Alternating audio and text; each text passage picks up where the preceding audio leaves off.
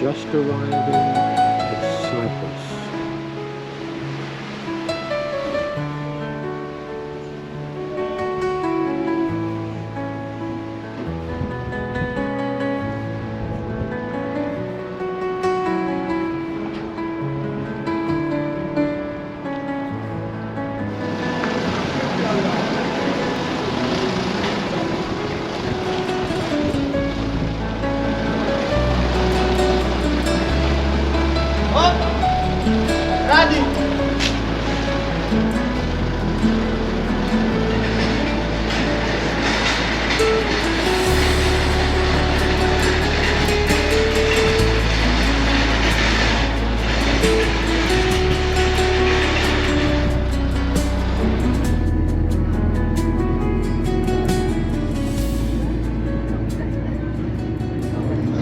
Another name of this place, it's called like birthplace of Aphrodite. About the mythology, how Aphrodite was born, I will tell you later on, but now I want to mention about some traditions which are devoted to this place. Cyprus, they always say that every person who visits this birthplace of Aphrodite needs to find here a small or big, any size stone having a shape of a heart. So, heart-shaped stone. This is your task. You need to find. Don't worry, Aphrodite arranged everything. Yesterday she brought a lorry with such stones. So you will manage to find for you and for your beloved ones. But another thing, there is another tradition. Cypriots, locals, they say that every man which is coming to this seashore needs to say, I'm so handsome and I'm turning into Apollo. And every lady which is approaching the seashore says, I'm so beautiful and I'm turning into Aphrodite. So, my wonderful Aphrodites and Apollos, we will leave with you the bus now. I will take you through the stairs and through the tunnel toward the seashore. Have in mind we will have few stairs and a narrow tunnel.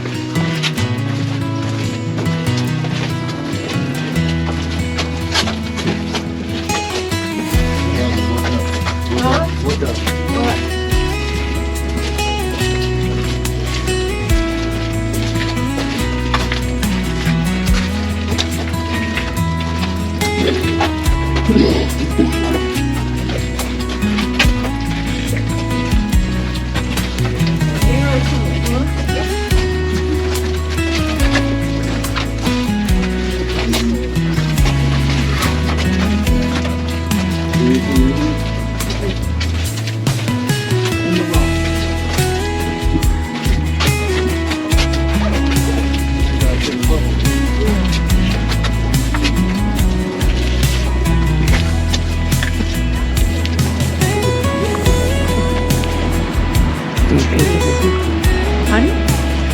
Gonna look for heart-shaped stone. We're going to find older first. Oh, there she is. I can't hear anything. No.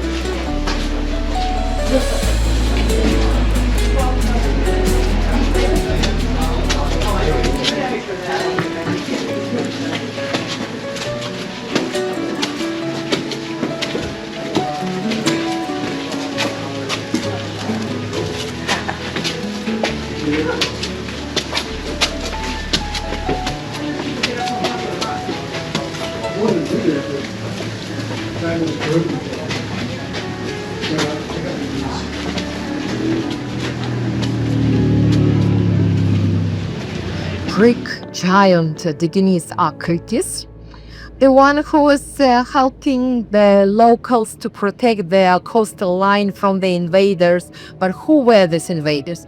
Arab invaders, because on the 7th, 8th, and 9th centuries AD, while Cyprus was a part of the wonderful, rich Byzantine Empire, Arabs, they were trying in different ways to invade the island. And it was a short period of time when Cyprus, being a part of Byzantine Empire, they were paying high taxes to Arab invaders. So this giant, according to the poems, according to the stories of locals, according to the folks which came to till our days, was existing, and he was the main hero of this island. But why this place has a name, birthplace of Aphrodite? Greek mythology is telling us about this, and I will definitely explain you everything. I asked our driver, Yannis or John, to take us along the seashore and through small villages heading the Paphos city. Because to go again through the highway is not so interesting. I wanted to see as much as possible of the cultural life and natural life of this island. And one beautiful church on the left side, you can see it now, with the bell tower with 5 domes was erected. These 5 domes, you can see 4 from this side, and there is another one on the other side. Is dated to the 9th century AD. 9th century AD. You can see even that this church was extended. The part which is lighter stones, lighter limestone, it is 18th century. The part where the domes are, this is the 9th century.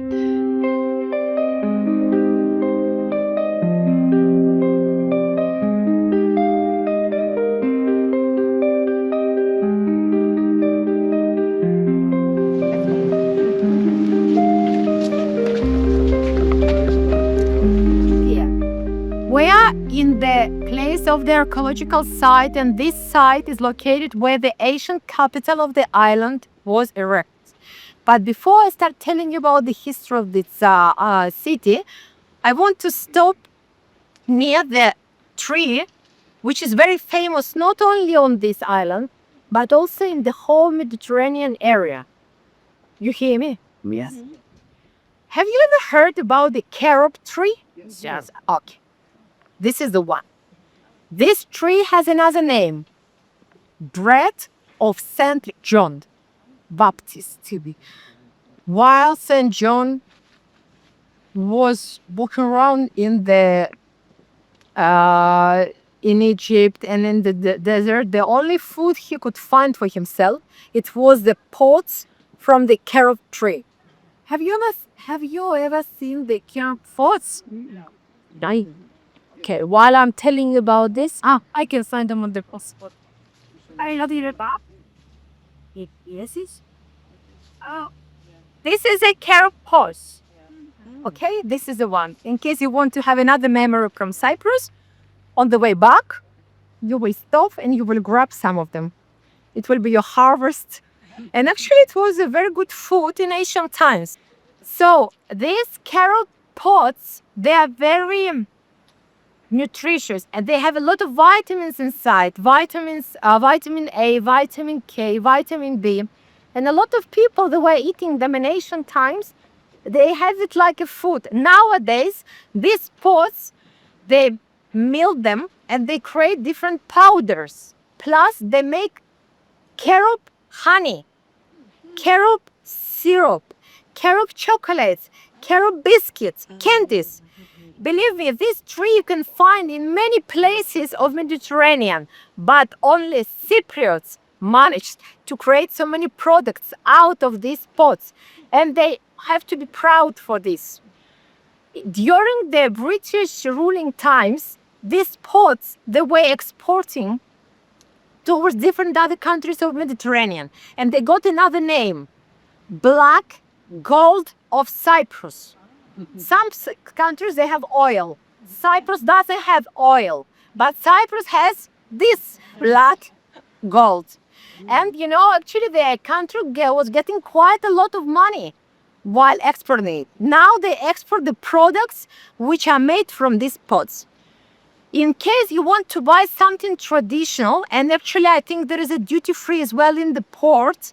And also today, while we visit with you the small village, or you will have time here, maybe you will see some traditional shops, and you want to buy the carob syrup or carob candies, whatever, made from carob. Have in mind, these carob pods, they have a laxative effect. So we don't eat products made from this in big quantities. You understood that? If you eat a lot, you need to be sure that there is a washroom near you. I inform you because a lot of cases were not very comfortable. And have in mind also that inside of these pots, why I'm telling you, on the way back, pick up at least one pot as a memory. Inside of this pot, there are seeds. Clever Asian Romans, they realized that all these seeds in this pot, in another 1,000 pots, they look the same and they have the same weight. So Romans, what they were doing? They were using the seeds to measure the weight of gold. All of you, carat. You know this measurement, carat. So carat, the name, came after the name of this tree. And this tree has a Latin name, Keratonia siliqua. From the name Keratonia, carat is canwa. How do you spell Keratonia is carat. no carrot? Carob, That front is. this one, carob. C-A-R-O-B. Like carob top. Carob tree. Carob tree, carob pot. And 5 seeds of this carob pot equals 1 cat. So let's try this.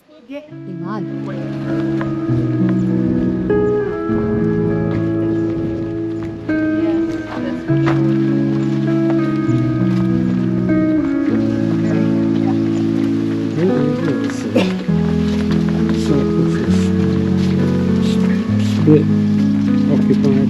No, I didn't realize either.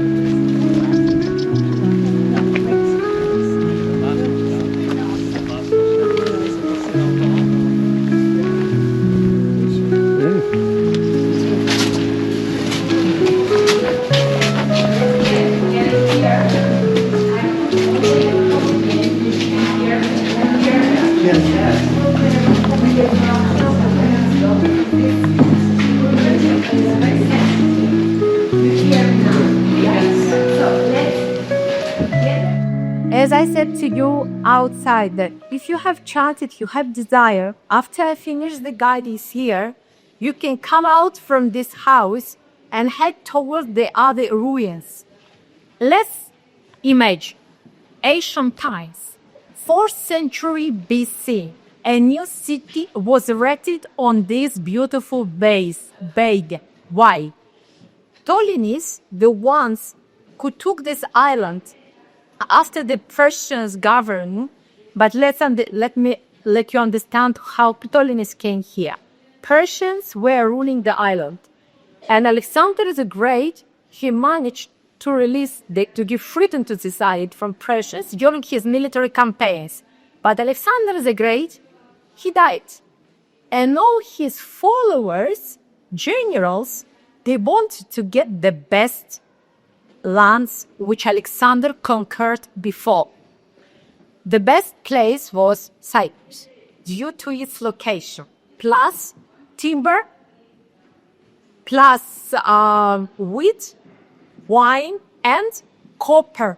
This island has the biggest amount of copper than anywhere else in the Mediterranean. That's why a lot of people wanted to have it.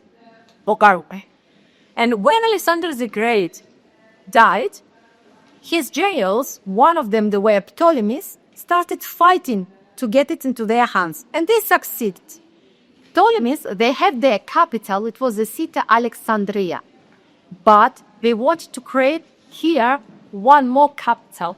But at that time, on this island, were 10 independent cities created, and they were abolished. So all these 10 cities which were created before, they were abolished and they were following the rules of authorities. So many cities and one capital. This capital was named Neo Paphos and Old Paphos, where we will go somehow later on. It became a religious center. This place became a political, commercial center. But firstly, it was used as a naval base. Later only, this place was used as a place for religious purposes, and the place by Romans were created palaces, theaters, schools, gymnasiums, and stadiums. So, city Paphos was a capital almost 8 centuries, but in the 4th century AD, it was destroyed by the earthquake. And what we can see now, this what was found after the excavation works by different missions. But believe me, only 30% of ruins were excavated. Other ones are still under that soil. So every year, different missions from all over the world are coming here. For them, it's like an honor to work here because this place is one of the ancients in the world. What we can see now? We can see now the mosaics, Romans, because this was completely Roman tradition. They were building houses around the atrium. What does mean atrium? Atrium is a small courtyard, what you can see behind of you. Around this atrium, around this courtyard, all other rooms were built. The courtyard was used not only to enjoy the beauty of nice trees which were planted there and bushes, but also inside of that atrium was a small pool which was collecting water. The water in this pool was not used for swimming. It was used for household needs. So under the pool where the drainage system and through the pipes, water was going to the kitchen, to the washrooms, to the bathrooms, what these things. And that time, 2nd century AD, in the Roman houses, especially of rich people, they had all the necessary rules to make their life comfortable. But in these atriums, the roof was made like a slope roof. So the water was riding down in order to be collected in full. What you can see now, it's like a copy of the house which was in Roman times. I mean, then you understand that this was created recently, these sheds, especially to protect the mosaics, but thanks to the constructors, because they managed to show us, at least approximately, the architecture of the houses of the ancient times. Around the atrium, always in Roman period, wherever roles were leader, wherever they were governing, around the atriums were created the best mosaics. And this is what we are going to see now. And let's start from the first row. As soon as I start explaining you, telling you about this myth, you will understand about what the wonderful work I'm talking about. So what we can see now is a beautiful lady Pisvi and her beloved one Pyrrhos. So from one side we saw 4 mosaics which are devoted to the Roman mythology. But from another 3 sides, we can see the hunting scenes. What it shows us, what it testifying us, that this owner loved hunting. And he was hunting not only in Cyprus, but also abroad. And it testifies both that the owner explained to the craftsmen and made the drawings of the animals which are depicted now here, but these animals could not live in Cyprus because of the weather conditions.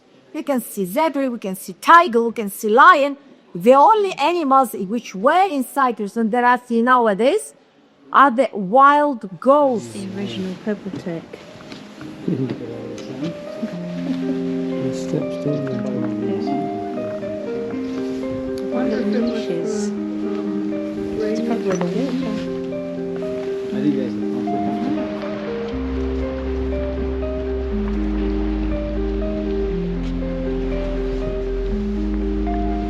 Ready for a selfie?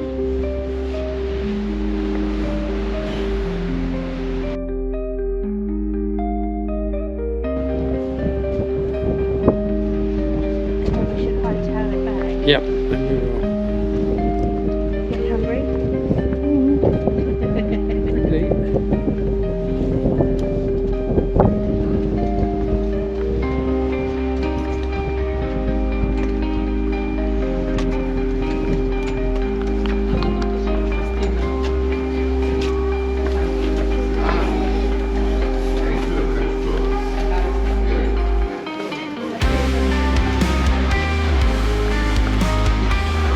They want food. Yeah.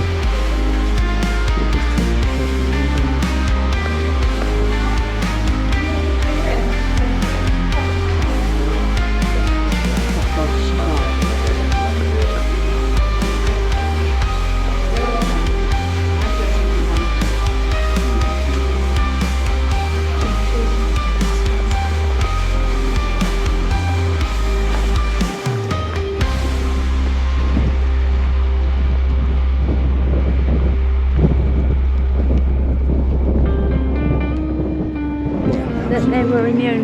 No, no. And I knew that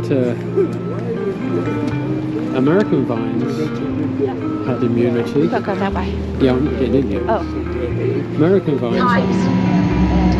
Coins were minted in Cyprus, and on one side was depicted the Roman Emperor, and on the other side the sanctuary of Aphrodite. So to let you understand that this sanctuary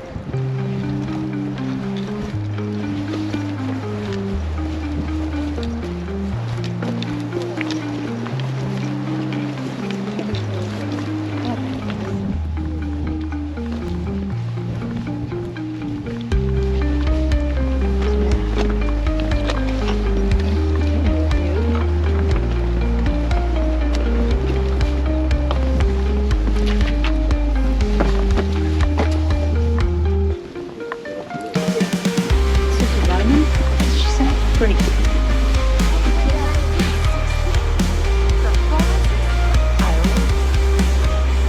every year from May until end of October. You can see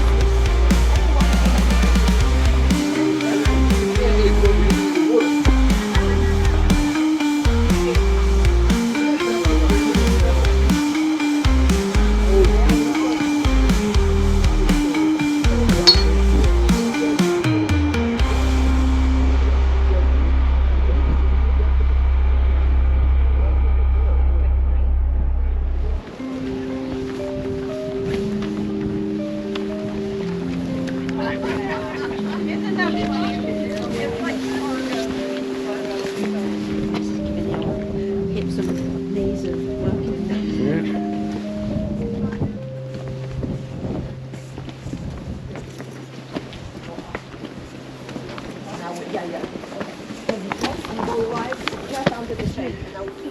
Let me holding me around. Yeah, I'm used to it. This is a Those are those structure. pipes, remember? Oh yeah. Stick it one in. Huh. It had. Yeah.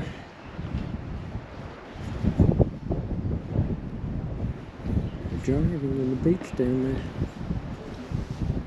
Oh really? Okay, so welcome to the house of Avstolios. And by entering this house, I stopped you near one mosaic which cannot be seen because at the time being, it is under the restoration process. This is the part where there is a mosaic and there are words written on this mosaic saying, "Welcome to the house of Apostolus with health and happiness." And by the way, this house was built during the period of the late Roman times, beginning of Byzantine times, and started the establishing of the house by Roman times. And also in the previous place where we were enjoying mosaics, have you noticed that all the mosaics are written in Greek? This is testifying that the house was belonging to a Cypriot, which had origin from Greece. So I was telling you before that all Cypriots are somehow Greeks. And this Apostolios, a citizen of the city Kurion, he was very rich. He was traveling all around Mediterranean. He was working very hard and earning good money. And when he returned to his motherland, to the city of Kurion, he decided to build a lovely house for himself at the 4th century AD. But when he saw his local population, that some of the people, they didn't have even a roof under their heads, above their heads. Understood, thank you so much. He decided to give this house, which he was building for himself, to the locals for the public use. It was used by rich and poor people, and this was the house of entertainment. So in this house, people were enjoying different shows, and the most important, public baths. I will show you later on where they were. And the house was free of charge. The house firstly was built with 35 rooms, but most of them they were destroyed after the earthquake or the 7th century AD and went down. So what we can see now, this is the remains, the ruins. But our imagination will play a little bit and let's think. So this was the entrance. The servants of the house, it was the poor population of the city. They were living under the floor in the place where there were storage rooms. What they were storing, mostly wine, mostly wheat, barley, and salt and olive oil. Why salt? Salt, by the way, was found in Cyprus in many places, and this product was exported to different countries and by Romans and by Greeks and by French people, Venetians, Ottomans, because this is this product which can preserve meat and fish for a long time. Yeah, that's why it costs a lot of money. So in this house, there were all necessary amenities, facilities, which made this thing of guests comfortable. And bathrooms and toilets as well. That's why I can see through the whole house clay pipes. Some of them they were restored, some of them they are from that time, in 3rd, 4th, 5th centuries AD. But definitely, in such public house or the place where the high level, I would say, of population was visiting more often. It's a meeting room. And let's go over there, I will show you something. And every bath in public houses, they were consisting of 4 rooms. The first room, the main one, the biggest one, was a place where they were greeting each other and they were changing clothes. So like a changing room. This room changing room is in front of you. And this lady, which is depicted here, is called the creation of universe. Ktisis is the word. Ktisis, this is the creator of something very big. At this point, it means of universe. When people had enough talk and they wanted to continue this tradition of visiting the bath, they had to at least put their legs into the bath with cold water. And here is the question. From where they were getting the water? Do you remember I've mentioned in the bath, and I will tell you one more time. Nearby the city, Kurion, river was running. A river had the name Kuris. And Romans, they made aqueduct, not only here, everywhere where they were governing. And this aqueduct, they were bringing the water, aqueducts, they were bringing the water towards the city and were splitting apart, going to each house. Behind you, there is one reservoir. Oh, yes. And the water was saved over there. And from there, with pots, servants were bringing the water here to this pool. This pool was called frigidarium, cold bath with the cold water. Not everyone had a desire to dive into this water because it's very cold, but at least to touch with the legs, it was done by everyone. Later, they were visiting another bath, which was called hot bath. It is under the stairs. Under the stairs, and further down, there is a hotter bath. Hot and hotter. Or we can say chill and hot bath. So I wish you lots of love, health, happiness to you, to your beloved ones, and definitely many journeys. Because journeys will definitely lead you the best memories of your life. And will fulfill you with energy, health, and love, and happiness. Thank you so much for everything, for being today here. Thank you, Katie. Thanks to you.